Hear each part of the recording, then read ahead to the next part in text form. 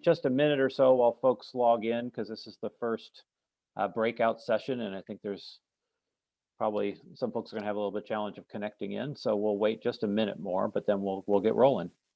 Thank you for joining us.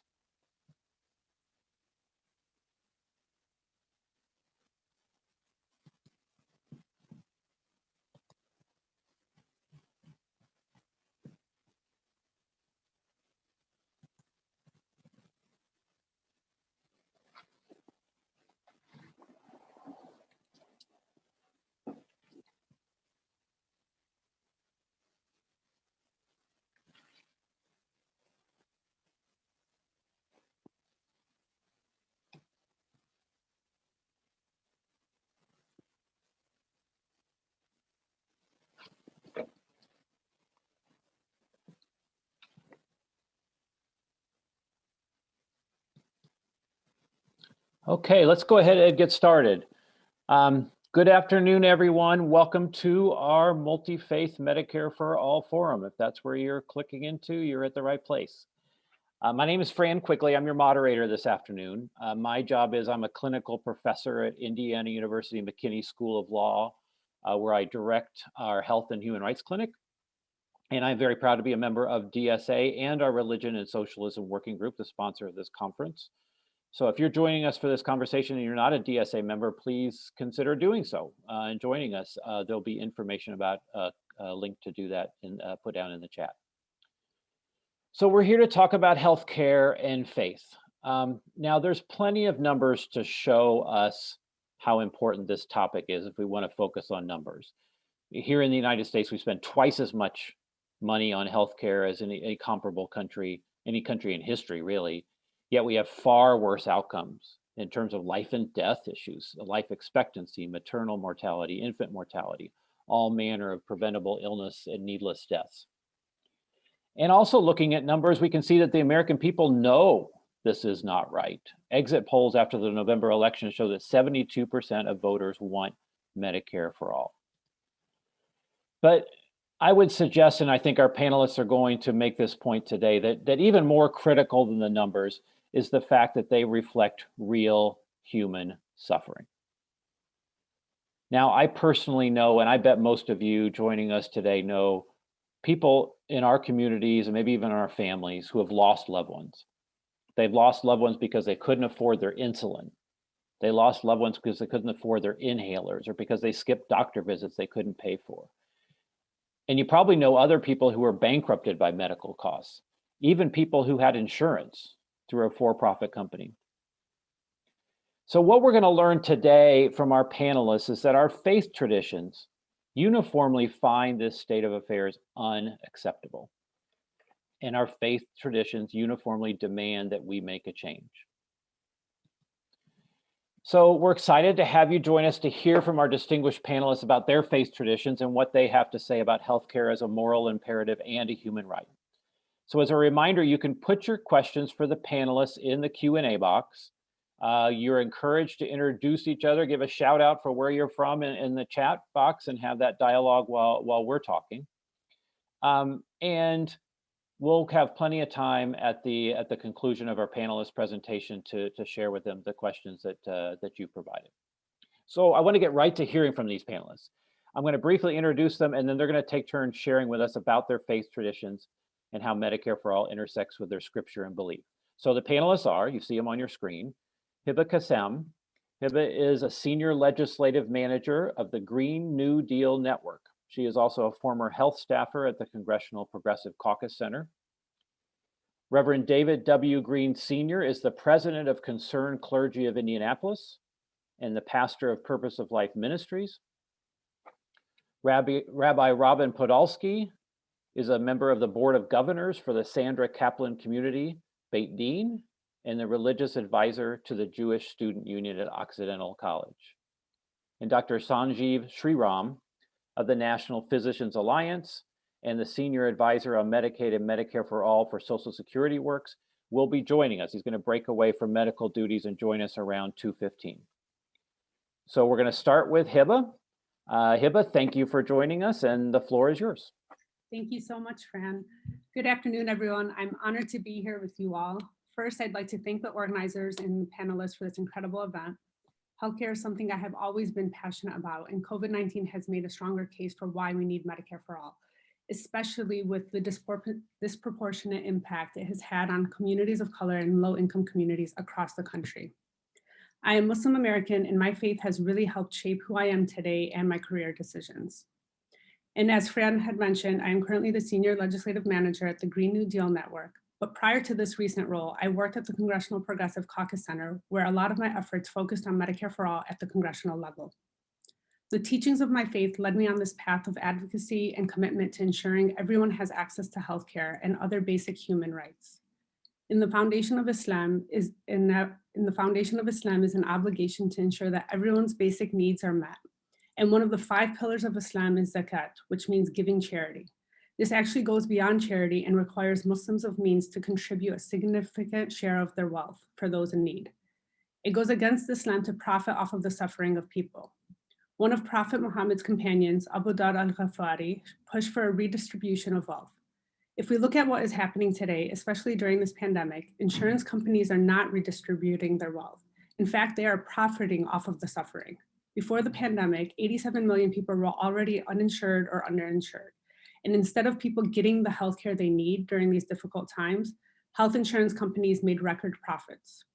Additionally, the teachings of the Quran and sayings of Prophet Muhammad insist that medical practitioners serve all mankind, poor or rich, illiterate or literate, Muslim or non-Muslim, Black or white, with patience and tolerance, with virtue and reverence, with knowledge and vigilance. A well-renowned Islamic scholar, Imam Ghazali, interpreted these teachings and deemed that healthcare is a fard kifaya, which means that it is an obligation on an entire community to ensure equal access to healthcare. And so one could argue under Islam, there's a moral obligation to ensure all people get healthcare they need. There's a communal obligation to care for those in need in Islam. As I stated, the foundation of Islam is an obligation to ensure that everyone's basic needs are met, and that includes equal rights. My faith teaches us to strive for everyone to have equal rights and be treated equally and ensure everyone has access to resources like shelter, food, water, and healthcare. This is evident by the free health clinics established and run by Muslims across the country. I personally have a deep appreciation for these clinics and admire the dedication by Muslims from all backgrounds to come together and provide free healthcare to all those in need, not just Muslims. And this idea of universal healthcare is increasingly becoming more and more popular across the country. As Fran had stated, for the past several years, Medicare for All has consistently polled above 70% total support among voters, making it one of the most popular policies. And earlier this year, Congresswoman Pramila Jayapal and Congresswoman Debbie Dingell introduced the newest Medicare for All bill with a record-breaking 113 original co-sponsors, more than half of the House Democratic Caucus, and endorsed by more than 300 local, state, and national organizations. So as my faith teaches me, it is clear that we need universal healthcare to ensure everyone gets the healthcare they need. Fran, I think you're muted. Thank you. Yeah, thank you. I'll figure this out eventually. Just quickly before we move on to Reverend Greene, and it's a question I'll probably ask a panelist, and you touched on it briefly, but a lot of folks see in their faith traditions, and that includes Islam, that we have this personal obligation to provide care for those who are struggling. But what about the fact that none of us are able to provide healthcare for tens of millions of people personally ourselves? What do we have a communal obligation in your faith tradition? Is that something that, in terms of, clearly you're acting on that as an activist? How do you find that? Yeah, I would say yes, there is a communal obligation. I mean, we all, even if we're not doctors or healthcare providers and we're not providing healthcare services, we all can do a number of things to ensure that everyone has access to healthcare. I mentioned the free clinics across the country that healthcare providers have established, but we can do things at the local, state, and federal level by lobbying, by calling our representatives, by volunteering at these different health clinics and community centers. And so, yeah, I would say absolutely there is an obligation, and there are things that we can all do to change the system. Well, good. I have a question about the free clinics, but I'll save that for our Q&A and see if other folks have it. I want to give other folks a chance to ask questions. And of course, Reverend Greene, thank you for joining us.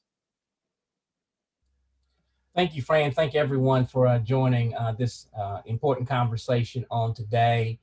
From a Christian perspective, we definitely believe that it should be Medicare for all. The healthcare should go to every person. It's rooted in our principles around love, that God so loved the world, and that the teachings of Jesus in terms of, hey, what we did for the sick, what we did for those that were poor is what matters and what is important. So we definitely are committed and believe that healthcare should be for everyone.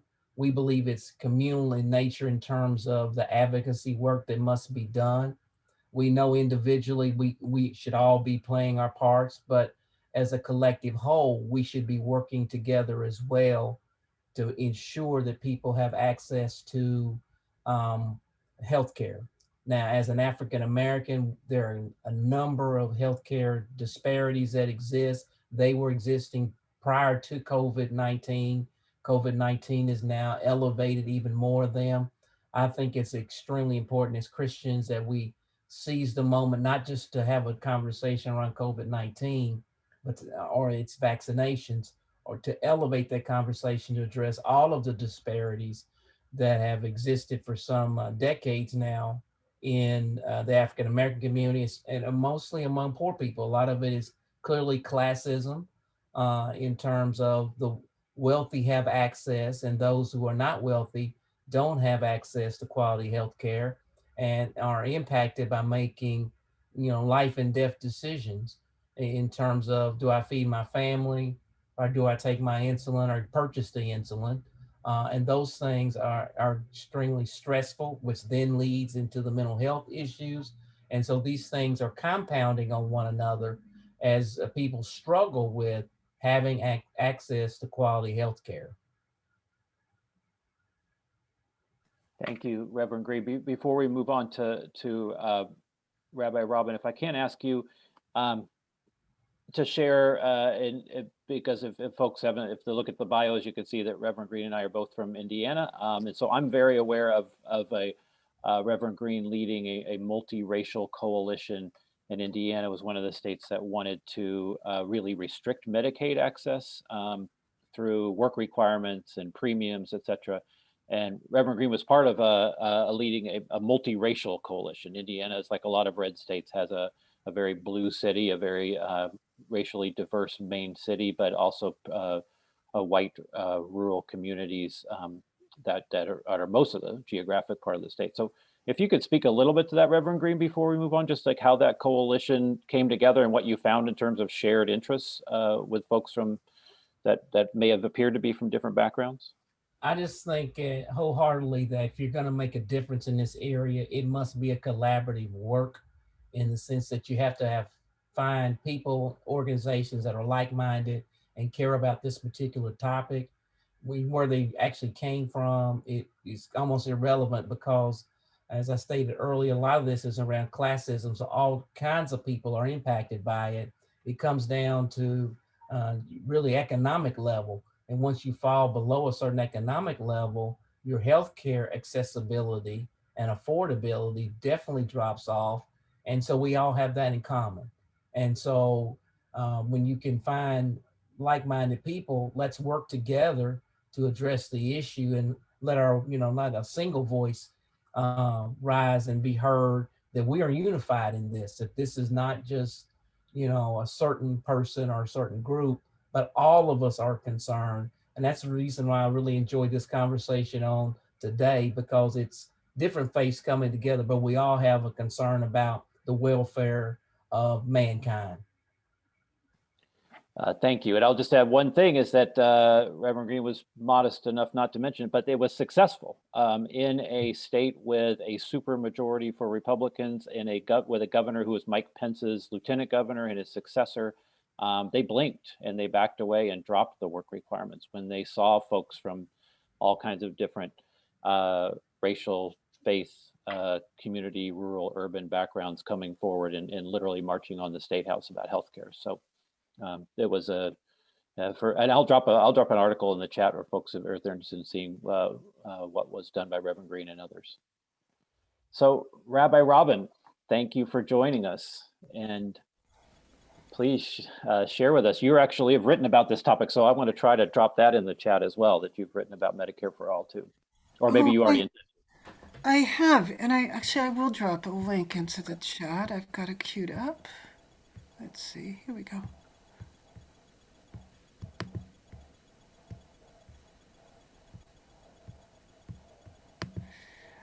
This is to all panelists. I don't know, maybe you can, I can send it to everybody. All panelists attendees, here we go. I'm learning too. Okay, cool. So to begin by answering your first question, Fran, absolutely, in our tradition, we have a social obligation. Judaism is a tradition of praxis. We start with our Torah, with our revelation, and our enactment of our reconstitution, our daily reconstitution of our Judaism is around three activities, and those are study, prayer, and doing. And for us, applying the revelation is how we do Judaism. We're a tradition of people all over the world, and we speak different vernacular languages and are part of different polities. And we certainly do not wish to impose our religious law on the other citizens of our polities, but we do turn to our tradition for those enduring values that inform our participation in the public square. We are a community of mutual obligation. I want to recommend another book called Justice in the City by Rabbi Aryeh Cohen. The thing to understand about Jews and Torah is that Torah for us includes the 5 books of Moses. It also includes the centuries of commentary created by our rabbis who took the word of the Bible and applied it to their diasporic, urban, international literate tradition. And if you look at our Talmud, which is really the basis for Judaism as an ism as we have it today, it's a collection of conversations. We're a multivocal tradition. We institutionalize contention, multiple voices, minority opinions are recorded, all about how to do justice in the particular case. Yes.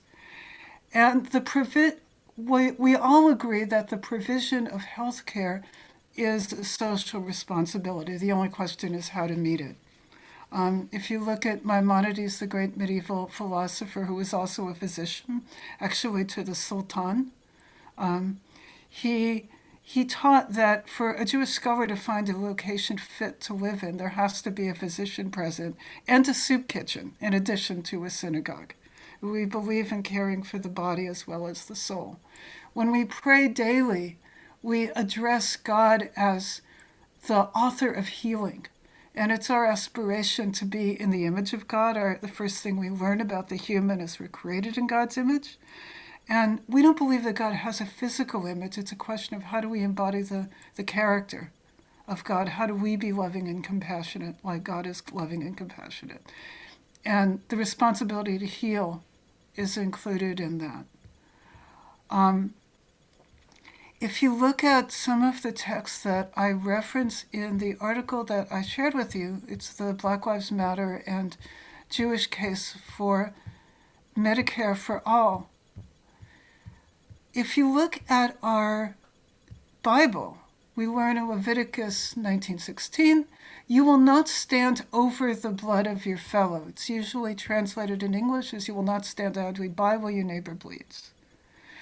And our Talmudic rabbis said that means specifically, if you see someone drowning or being dragged by a wild animal or attacked by bandits, you are obliged to intervene to help them. That's Sanhedrin 73a.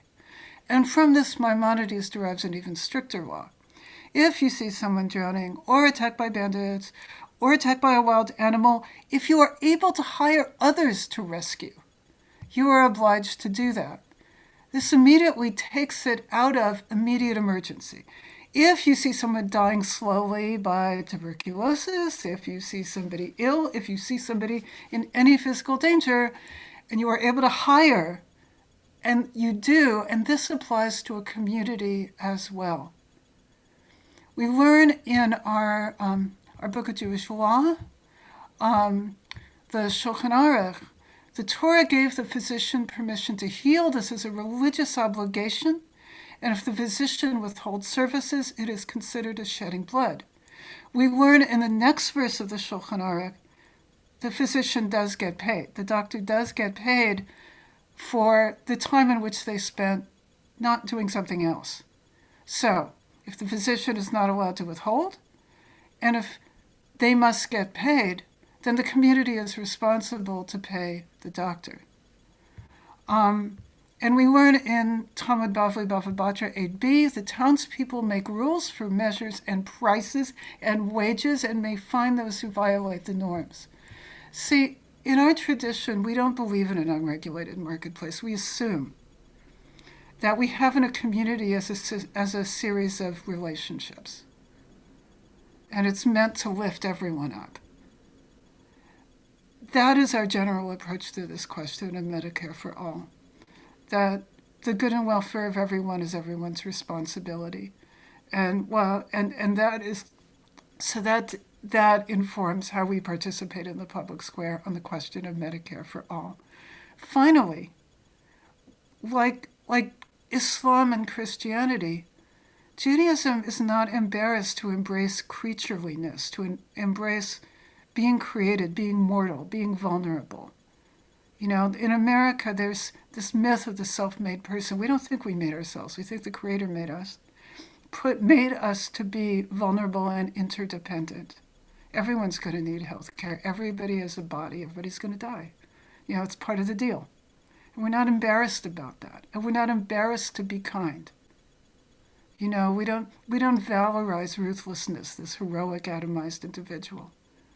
We valorize kindness and care, and that we think those are the attributes of the Creator. That's what we should strive to embody as well. Thanks. Thank you, Rabbi Robin. Before we get to some of the other questions, just a reminder to folks who came in, or a notice to folks who came in later, and reminder to others is we are going to be joined by a fourth panelist, Dr. Sanjeev Sriram, but he is a physician and he is doing physician things until 2:15. So he's going to join us then, and we'll ask him to present them. But until then, I think we have a time for a little more of a free discussion. But Rabbi Robin, before I get to other questions, this is the moderator privilege, right? In terms of our obligation, you know, in the Jewish tradition to speak up, to make things right, to heal the world, et cetera. I mean, what kind of are there resources that or organizations or campaigns going on that folks can that you can point folks to? My understanding is the RAC, the Religious Action Center of Reformed Judaism, is a Medicare for All supporting organization. Are there other organizations or ongoing campaigns you could point people to? Yes, for those who are Orthodox Jews, I'd point them to Uri L'Tzedek, the Light of Justice. Also, I put most of my volunteer energy into an organization called Bend the Arc. We're named after the quote from the Reverend Dr. Martin Luther King, who said, "The arc of history is long, but it bends toward justice." So we're arc benders. And we're a Jewish partnership for social justice. And one of our main foci is fighting systems of embedded racism and white supremacy, and we think these issues dovetail like crazy. If you look at the disparate impact of COVID on communities of color and on low-income communities, working people, as compared to other folks, you can see that centuries of neglect have resulted in increased vulnerability, and that would have been inevitable. And so we regard this work as interconnected. And Hebah could probably speak to this better than I can, but Bend the Arc was one of several organizations from different faith traditions who came together. And again, we're aiming for Medicare for all, not for just the Affordable Care Act. But a few years ago, the Affordable Care Act was under great jeopardy. And network, the Catholic Social Justice Advocacy Group, and Bend the Arc and others, that AMHP, American Muslim Health Professionals, right, Hebah, and others came together and very successfully articulated a multi-faith argument for healthcare for all, which was, again, didn't achieve the end goal, but it stopped what could have been a disastrous state of affairs. So maybe Hebah, you know that better than I can. If you could speak to that, maybe. Yeah, I mean, you covered it. I'm not too familiar. I wasn't here in DC when that was happening. I'm very familiar with AMP, the American Muslims Healthcare Professionals. But yeah, the Affordable Care Act was under attack and by the former administration. And for now, things are good, and we have the Affordable Care Act. It is, as you said, not the end result and not exactly working the way we need it to, but it's what we have right now, and we definitely need to build off of that and keep pushing. And a lot of these groups, have been very successful coming together and pushing across the country, and like I said, at the state, local, and national level. So yeah. I think you're muted again. I'm going to figure this out at some point. I've been teaching online partly for a year. We all have, right? So at some point, you think I get it. Somebody in the chat had a question that I think you offered to speak to the whole group, or the Q&A maybe, and that was the question of why. I think that was a question of why services need to be free appointed service, and why it needs to be, not just a public option, not just the cobbled together situation that sometimes is proposed.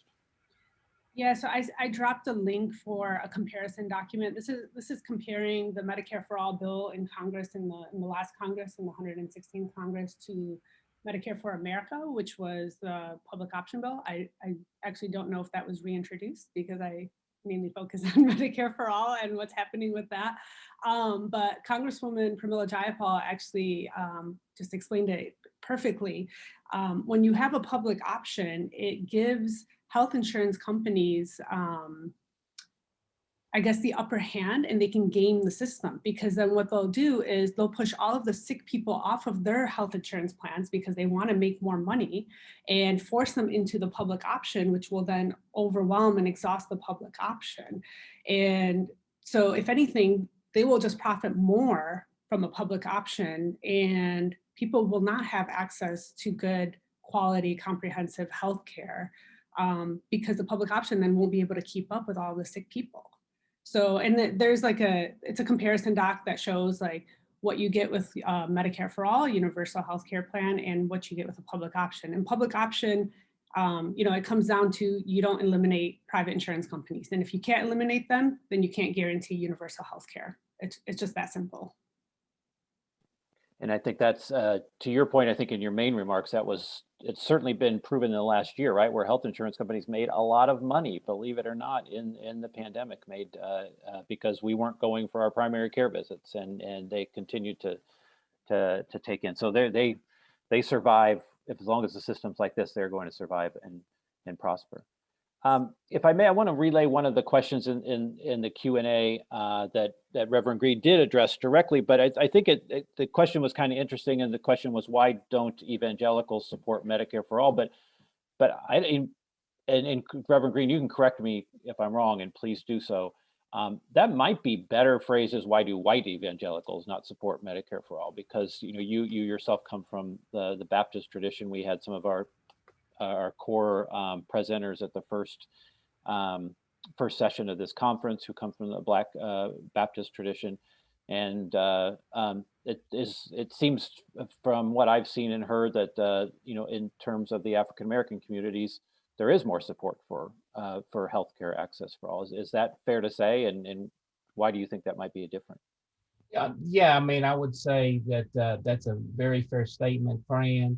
Keep in mind, from the African American Christian faith tradition, we've been engaged in social justice topics across historical lines. So healthcare is a part of the conversation within the framework of the congregation, of the community. while my white counterparts are not always looking at scripture through a social justice lens, having to face some of the challenges that the African American is dealing with in terms of disparities and other issues. So it's not talked about. So as a result, healthcare doesn't necessarily get included, or they're not looking at the text through that particular lens. So people are going to be at a different place. While in the African American context, most, not all, but many of the leaders, pastors will look at the text also through a social justice lens, being that poor, being lacking in health care, whatever the discrimination, they will see it through that lens and highlight that in their presentation. And then that elevates the awareness of the congregation, encourages people to be a part of, to volunteer to be in a soup kitchen or work in one of the free health centers, and advocate to get a health center in the community. It's often driven by what they're seeing and hearing on Sunday and other times of instruction around the scripture.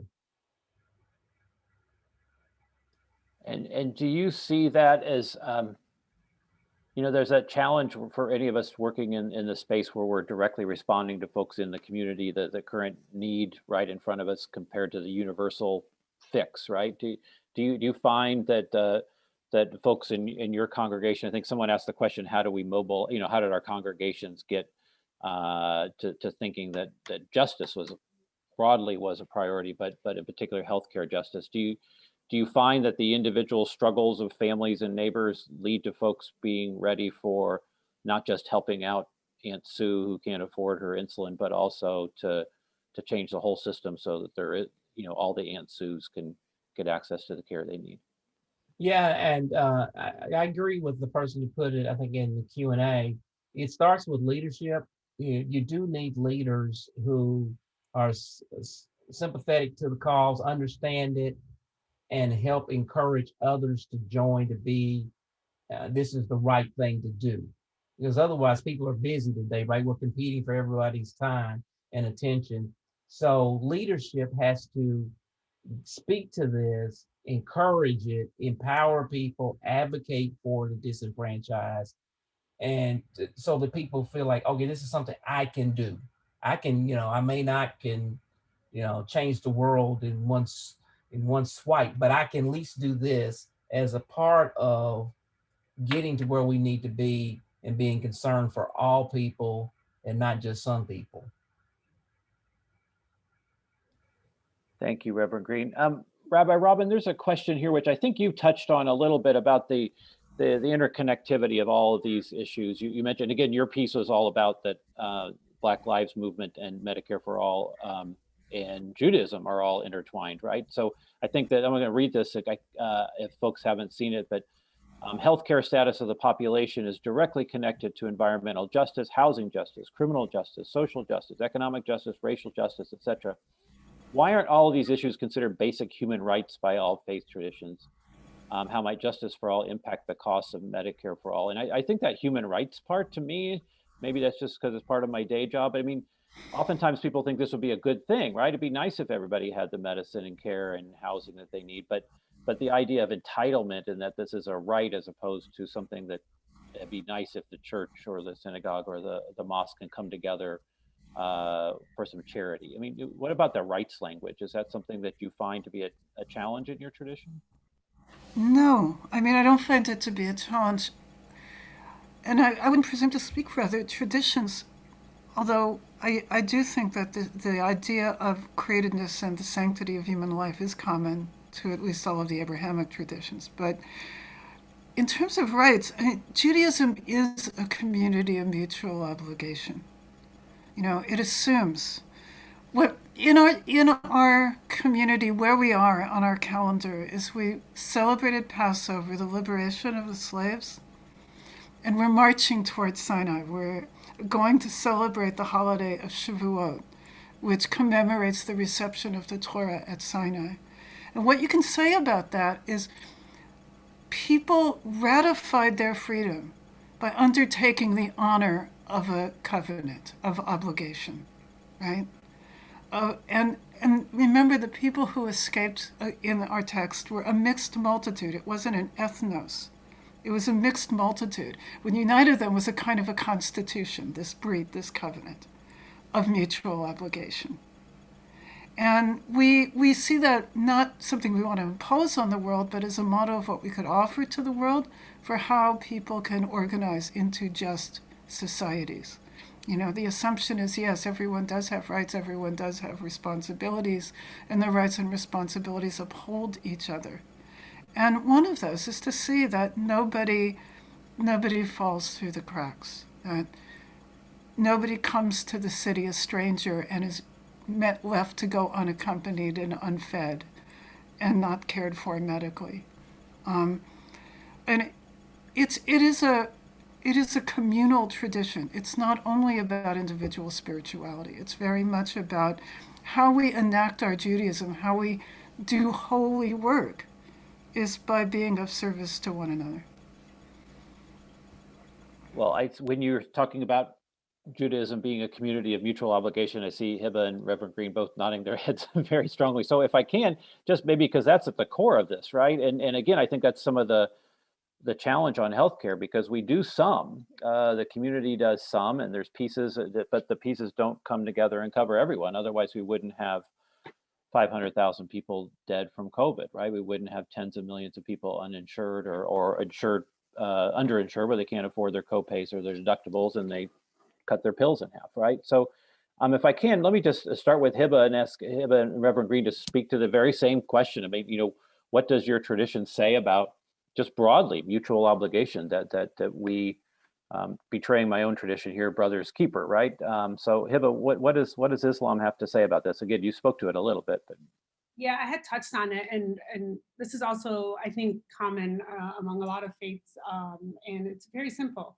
And it's not just when you think about it, like I was sort of nodding my head because I feel like this is just human decency, right? Like we shouldn't be okay with people suffering in general, and no faith will I guess encourage that or support that sort of mindset. And Islam for sure does not. You know, like we are obligated to give. We are in the month of Ramadan right now, where we're fasting from sunrise to sunset, and it's not just, you know, that we deprive ourselves of food and water. It's really about charity and giving and understanding and feeling with those who are not as fortunate and are suffering. And so this idea is not just, you know, about people who are poor and can't afford food and water, but just in general. And like when it comes to healthcare, especially in this country, people suffer not just with not having access to healthcare, but even when you do have healthcare with these high costs, people suffer from medical bills. They lose their houses, they lose a lot. And we have a lot of homeless people in this country. And a lot of it has to do with things like corporations profiting off of our people. And so I would say that, yes, it is obviously a belief in my faith and in the other faiths, but it's also just like basic human decency. Like we should not be okay with people suffering, and we should definitely not be okay with profiting off of the suffering, which is what health insurance companies do and other major corporations. And to your point, before we ask Reverend Greene to weigh in on that same question of mutual obligation, and my guess is the folks who signed up for this webinar who joined us, they know this already, but in case you don't, it doesn't have to be this way because it isn't this way anyplace else, right? The idea of profiting in the middle of this suffering and surcharge for folks who need to go to the doctor or need a prescription is something that's largely unheard of in other countries like ours. And in the existence of a major for-profit insurance industry is something that's really truly sadly an U.S. focused phenomenon. So again, just wanted to point that out. With Reverend Greene, again, that question of mutual obligation, again, when Rabbi Robin was saying that, you were, along with Hebah, nodding vigorously. Well, because I'm certainly in agreement with Islam, Jewish faith. None of us want to see suffering taking place. We know that the suffering is not something that we should be a part of, embrace, and encourage. We need to address it. That's why you see so many in the faith community that are willing to be volunteers when it comes to issues like, working in this health center and volunteering because they want to eliminate suffering. They don't want to see people suffer. It's not how you're really wired to be. That's not should be the practice. And I certainly echo even if you have insurance, the stress. One surgery puts a ton of financial stress on a family, and sometimes they can't get out from under it, and it leads to other issues even if they have insurance because of what the co-pays and the other items are. The bills keep coming, the phone keeps ringing, and when you're unemployed or underemployed, how do you get out from underneath the pressure? And so then it leads to other health issues, whether it's physical health issues or mental health issues. And that all comes from suffering through the pain of trying to pay a bill. And I have a specific follow-up question for you, if I can, Reverend Greene, but I want to say about the question of people having insurance. So my day job is I'm a lawyer, law professor. Once went to bankruptcy creditors hearing is what they're called, and the trustee who was administering the hearing said, "I'm going to ask an extra question just because you're here." Of folks had these big debts, right? And that's why they were declaring bankruptcy, and they had big debts, and they looked like they were credit card debts, and it looked like maybe they bought a boat or a motorcycle or something, and asked them what they used it for, and what they used it for was to pay for surgeries and to pay for medicines, etc. And then the next question was, do you have insurance? And almost all of them had insurance.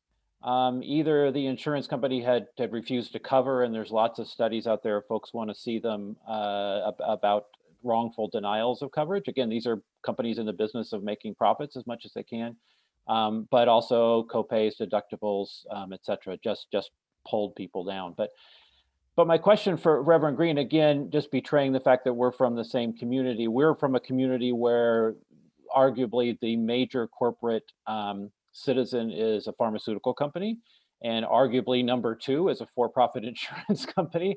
How do you respond to folks saying, "Oh my goodness, if we change everything, it's going to hurt the economy. It's going to cost people jobs, etc." And again, you probably have heard that just being in the community where you are.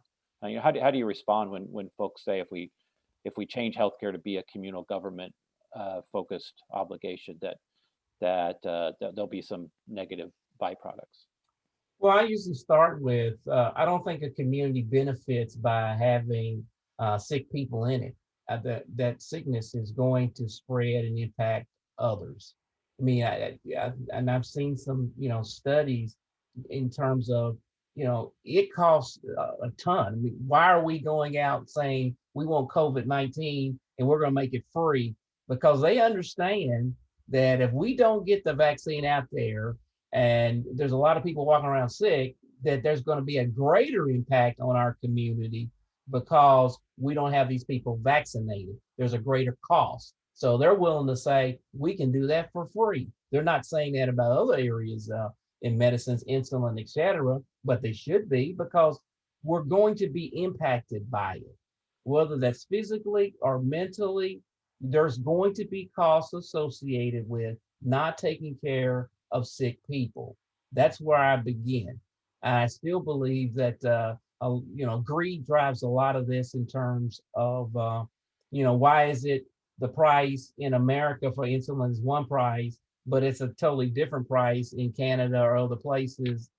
There's too many things going on that I would consider unethical, immoral when it comes to pricing, healthcare, prescription drugs, across the board. And the insurance companies, let's be honest, are driving some of the decisions even made by doctors.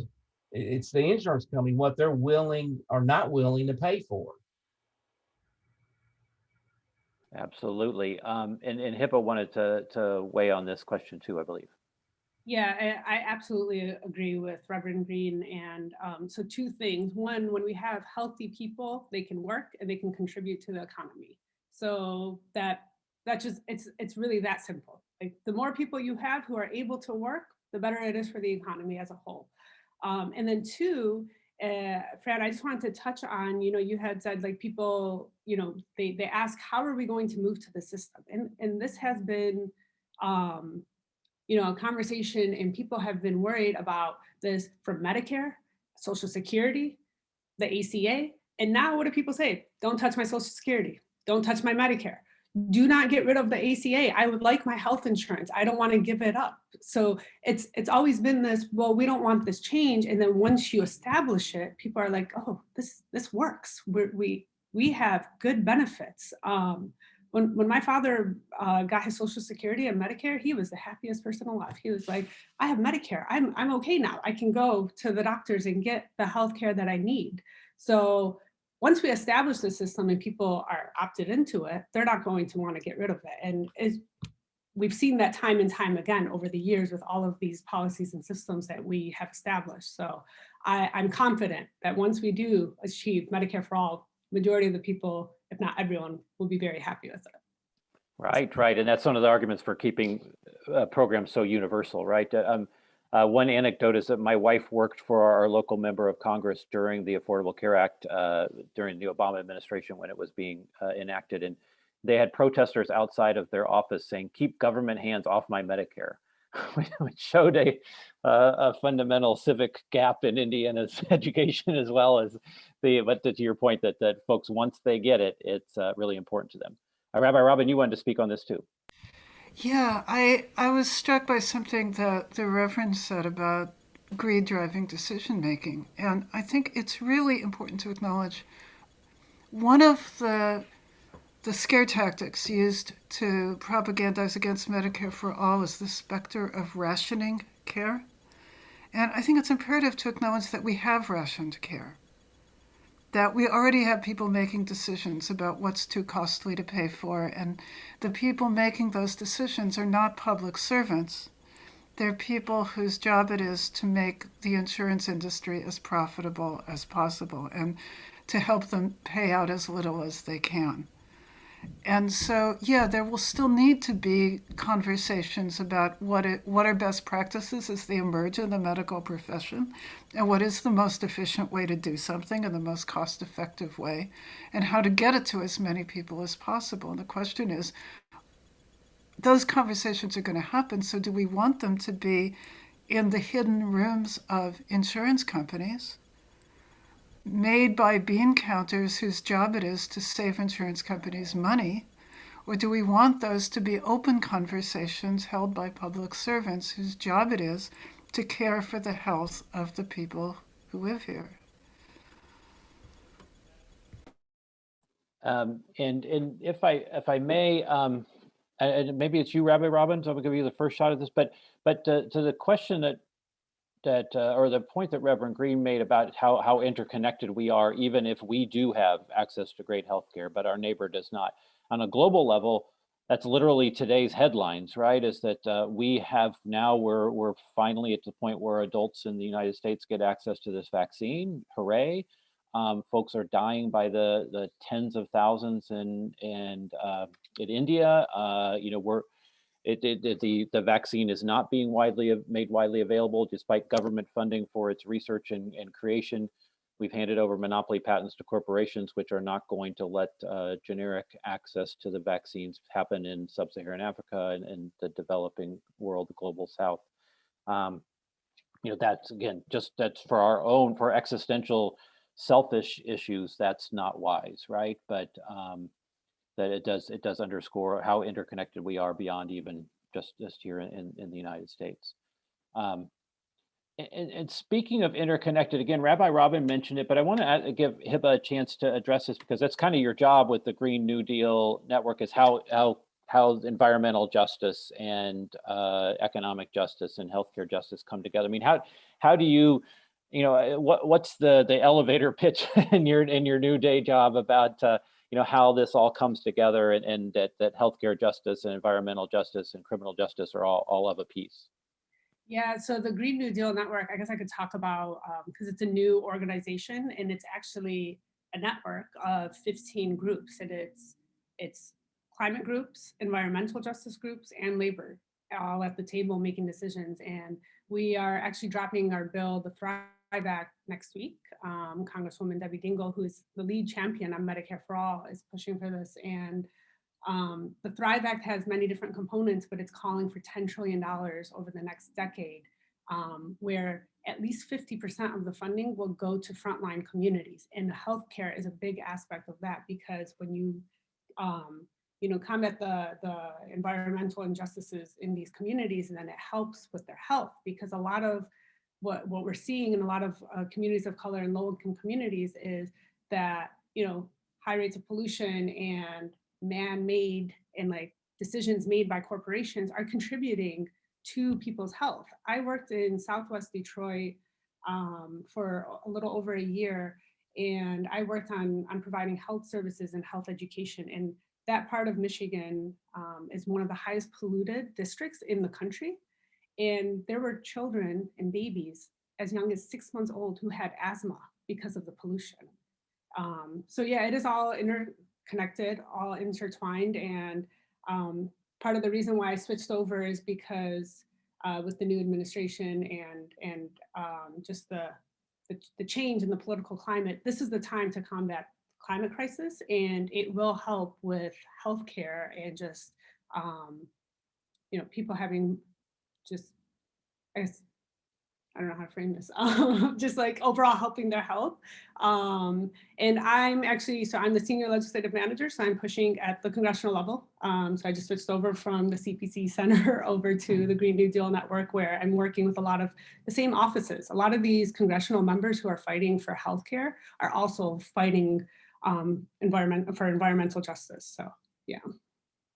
And before I let you go on that, I mean, in your work, I mean, what do you think about, we have a Biden administration that is not everything that probably folks on this call would like it to be by any means, but is also a lot more progressive than the Biden administration appeared it was going to be in June of last year, right? And then that is because folks have been pushing, and folks, again, the members of Congress that you work with the advocacy groups, folks on this call, DSA members, faith communities, et cetera, have pushed you. Do you get the sense, working in DC, working on the Hill, that there's optimism that Medicare for All can become a reality in this administration? I'm hopeful. We'll see. Right now, Biden's plans are really focused on the economy, COVID, and infrastructure and climate, which is huge, right? The climate bill. But we are seeing just in Congress, a lot of moderate members, and maybe it's because the left has pushed so hard and primaried a lot of these members, they're hopping onto these bills and they are supporting and they're pushing. So we have had conversations with Senator Schumer, who is saying, we need $10 trillion for the climate crisis.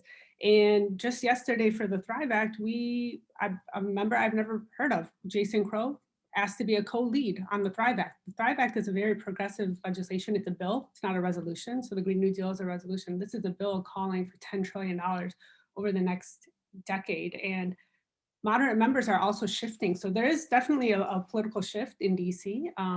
And I do, President Biden was not my first pick, but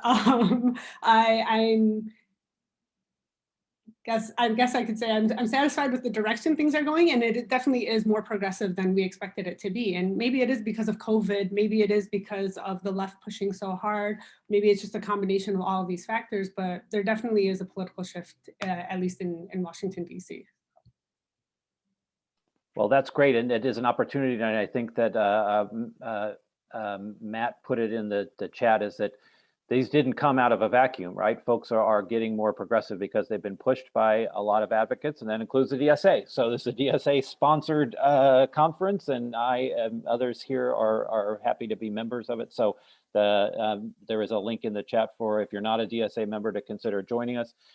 Very active religion and socialism working group, which we expect to be even more active after this terrific conference. I don't know if folks saw the publicity, but those of us organizing this expected total of maybe 150 people, and the registration was nearly 700, and spread around different panels and different workshops in 2 days, but touching a lot of folks.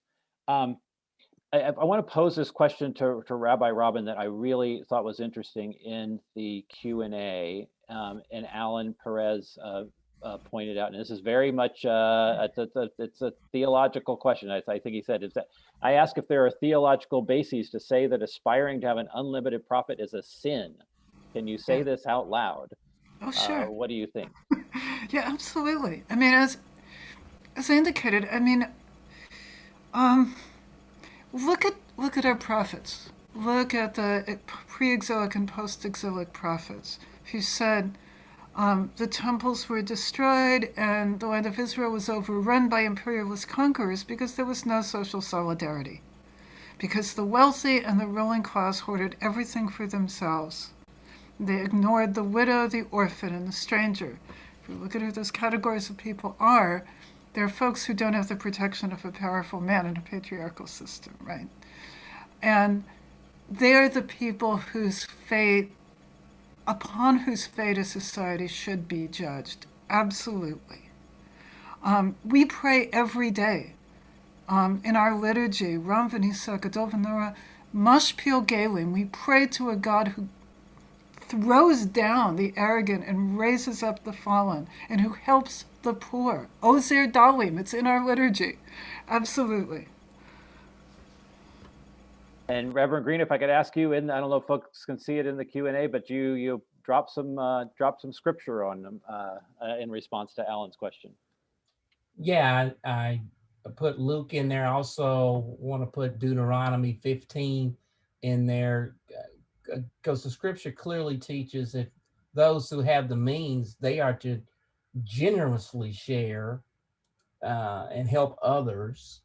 They have a responsibility to do that.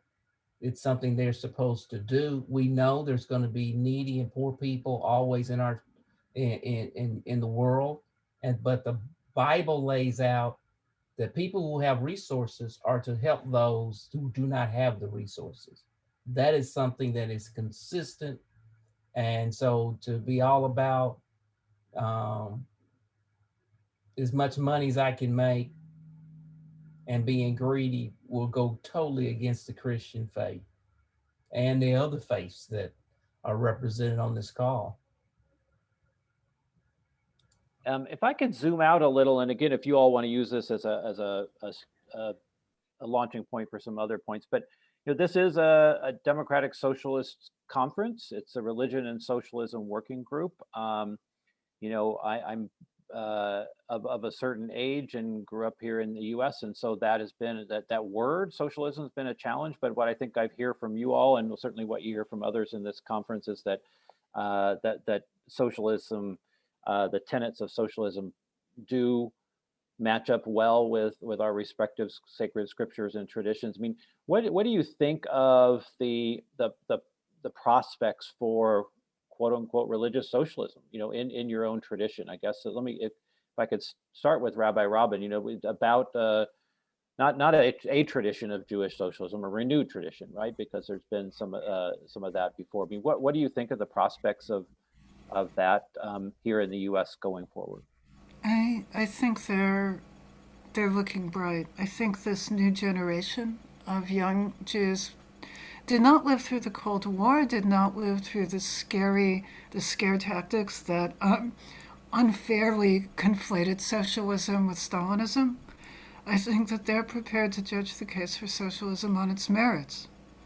And that means, oh, look, we've got a new person. So in other words, yes, I think that for all the reasons I said, the values of socialism are absolutely compatible with our tradition. You could argue, made imperative by it, and the prospects are good.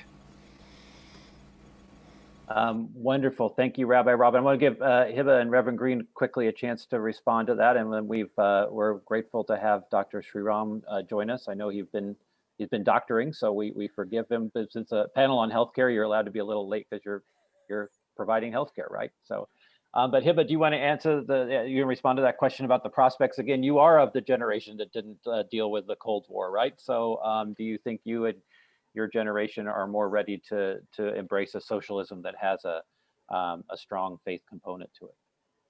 I do. I definitely do. And like I said, in the last few years, there has been a shift and I just think in general, things are moving towards the left. And as our generation, a lot of some of them can't vote. That we saw that in the last presidential primary.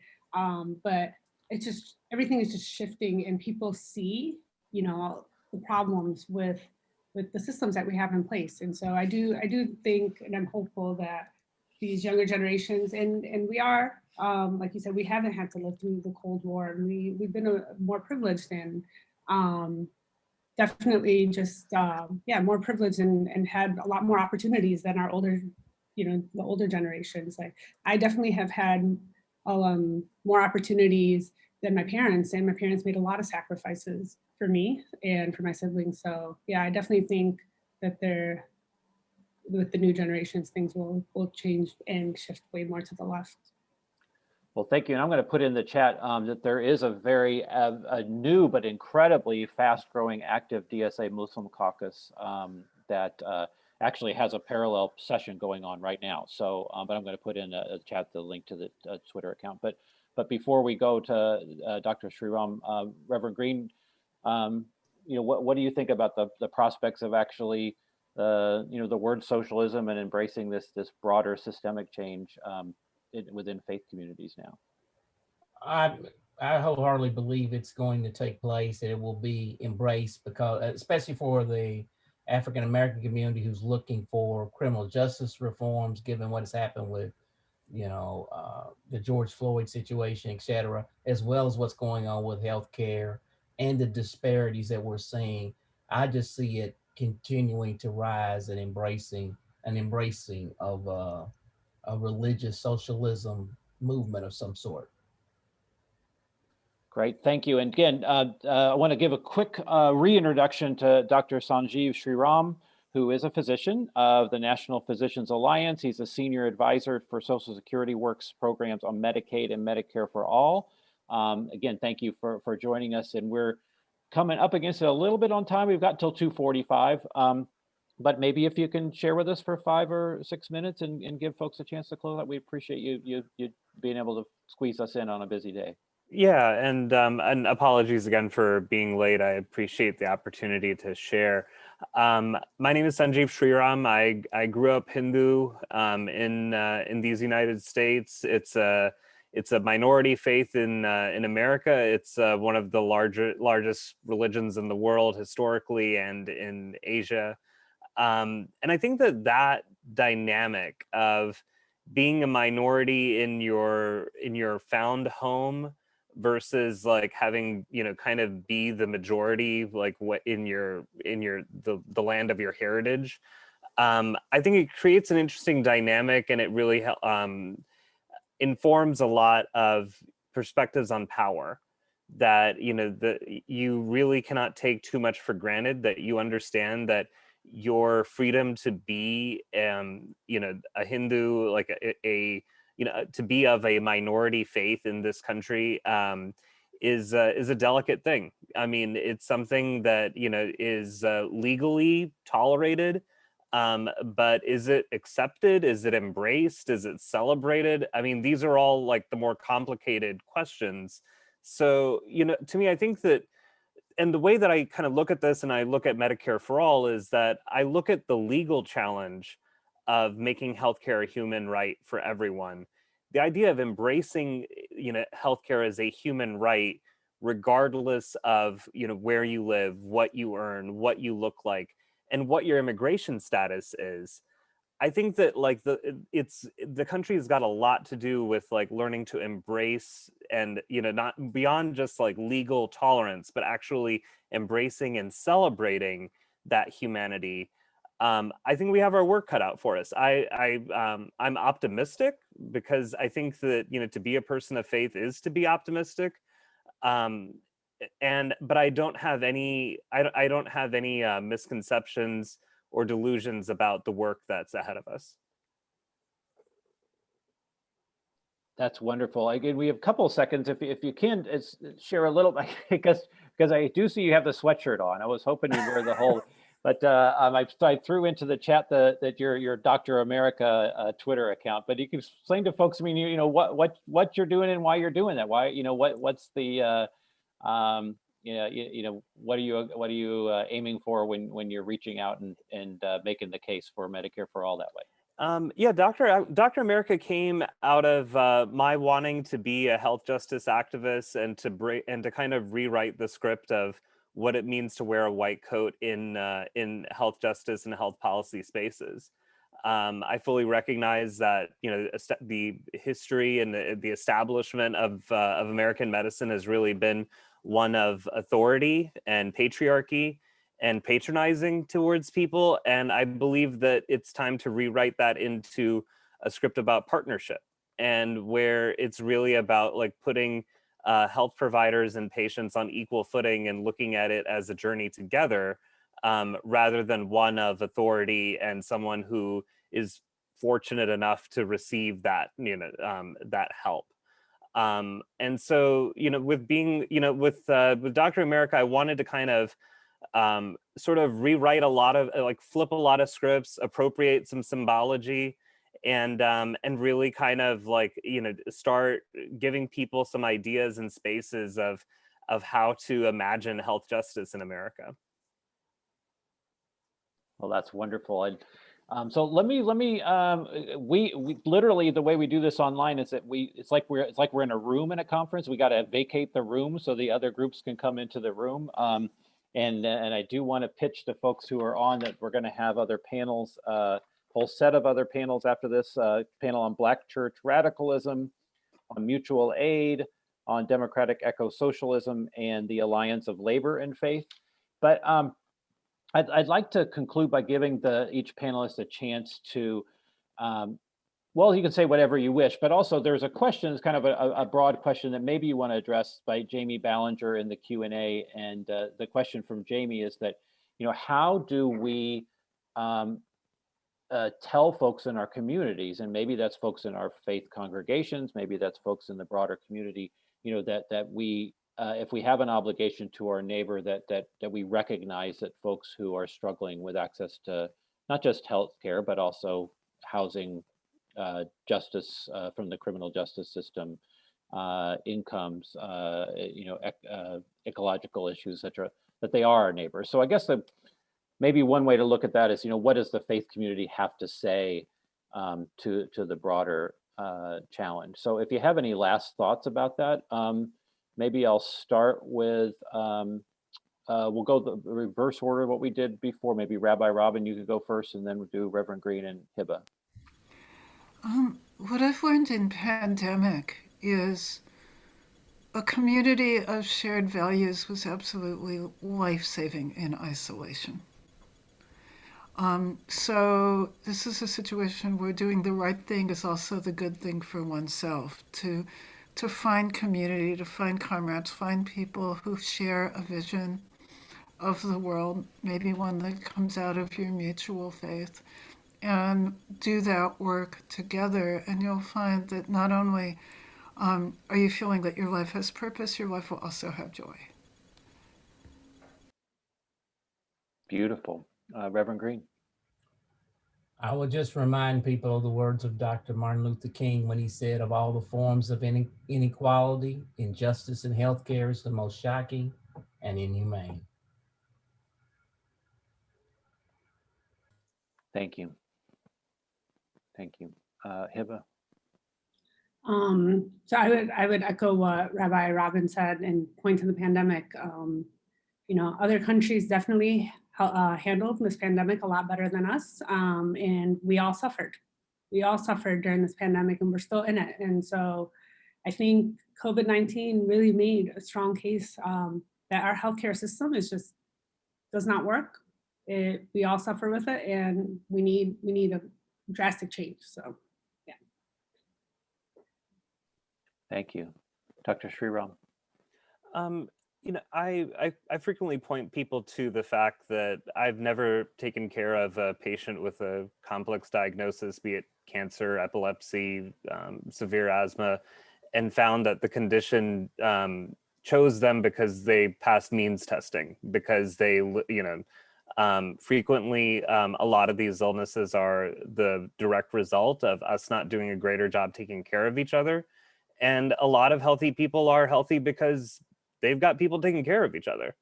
And how much more amazing and how much more potential could we unlock if we actually extended our arms a little further when we were embracing each other.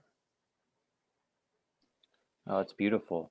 Well, I must say, I don't know if other folks could notice this, but almost every time anyone was speaking, heads were nodding, and this panel represents people's heads nodding from across a lot of different faith traditions, geography, day jobs, etc. And I hope we don't get to see in this particular format the 45 to 50 people who have joined us, but I hope the heads were nodding there too, right? And I'm guessing that might be the case. So if folks want to follow up on this, again, the DSA Religion and Socialism Working Group, this is the second such forum. Thanks to Reverend Greene and Hebah for joining us twice now for these types of conversations. We want to keep doing that. So the DSA information's in the chat. If you want to be connected, if you didn't catch the links to Rabbi Robin's articles and Hebah's articles and to Dr. Sriram's Twitter account and the article about Reverend Greene, the email on the conference schedule goes to a Gmail account that I have access to. So if you have questions and want one of those and want to be connected to what the Green New Deal Network is doing, what Ben the Ark is doing, what Social Security Works is doing, I'm happy to make sure that happens. So we don't want to have you be inspired by this and not have that inspiration translate into action, right? So I will go ahead and do one person's round of applause for our panelists. I know there's other people who are doing this virtually, but thank you all so much for making the time and for sharing these thoughts. And I hope everyone's as inspired as I am, because with this kind of coalition and this kind of passion, we're going to get this done. Thank you all very much.